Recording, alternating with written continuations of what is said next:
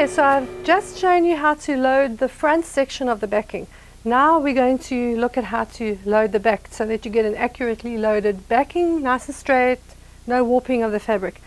As you can see, I have rolled up the front bar sufficiently enough where I have my fabric just hanging above the table here. And this is a good time to check, okay, are we straight? Is it a little bit off? Fabric always distorts, so you're going to have to play and tweak a little if it has distorted. There's probably a little bit more hanging there, so I'll take that into account when we actually roll it up and clip it on. So there you see, I check to see where my fabric is. How am I doing? Is it equidistant? Right, then I bring it under the back bar and just position it on the table. Nice part about working at the back of the machine is that you save on your back. You don't get backache, because if you're trying to do it from the front of a machine, even if it's only an 18-inch throat space, you're still going to struggle working from the front. So this is great. You work from the back to load the back and roll your backing bar down.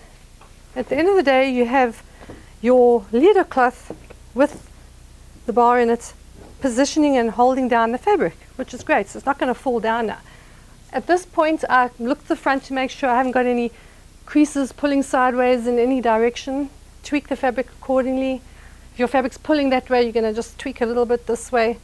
I have marked a center point, but the law of averages is you'll probably find you're never going to be in exactly the right place because fabric distorts.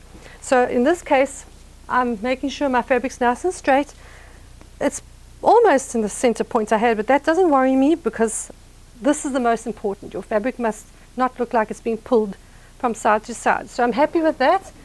I'm going to get my leader cloth ending where I want it there, and I'm going to start to clip my fabric with the leader grips. And again, I'm just measuring to make sure, do I have enough bars to grab what I need to grab? Yes, I'm happy with that. Take this up a little, okay? So I'm going to start with the center. And once I've done that, I'm going to work on to the other side, the left, and then to the right. So there we are. Very easy, because you have the table as a base. See how easy I'm pushing that in. And we work to the left. Make sure you are pulling your fabric equidistant as you do this.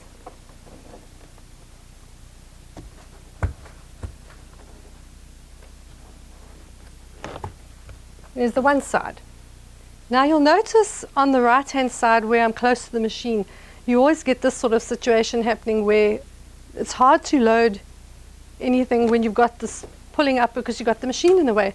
So a way to counteract that problem is you're going to feed your fabric through the needle bar area, which I'll show you now, and you're going to slide your machine completely to the other side so that this will lie flat, and you'll find it easier to actually put your last grip on. And if you're using pins, but really this is a great system. Okay, so now we've come to the front of the machine, and in order to slide the machine back away from the area you want to load the backing at the back, we want to slide the machine to the right. That's if you're facing the machine from the front. So I feed the fabric underneath the hopping foot. I'm holding the fabric, so you don't want your fabric to go under the wheels. And notice I'm just sliding the machine away so it can go completely to the other side, and then we can go back to the back of the machine and load the other section.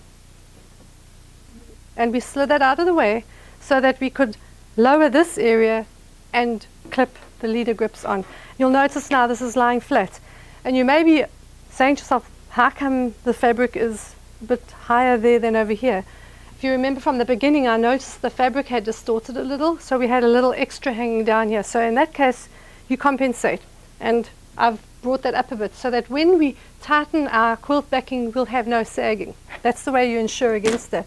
Another way to double check that your fabric is sitting nicely and it's not sagging, you can go to the front of the machine, position yourself kind of in the middle, step back, and you look at how the fabric hangs at the bottom, and if you see more sag on one side, make adjustments here. That's the way to ensure a really nicely quilted top with a perfect backing with no creases sewn in.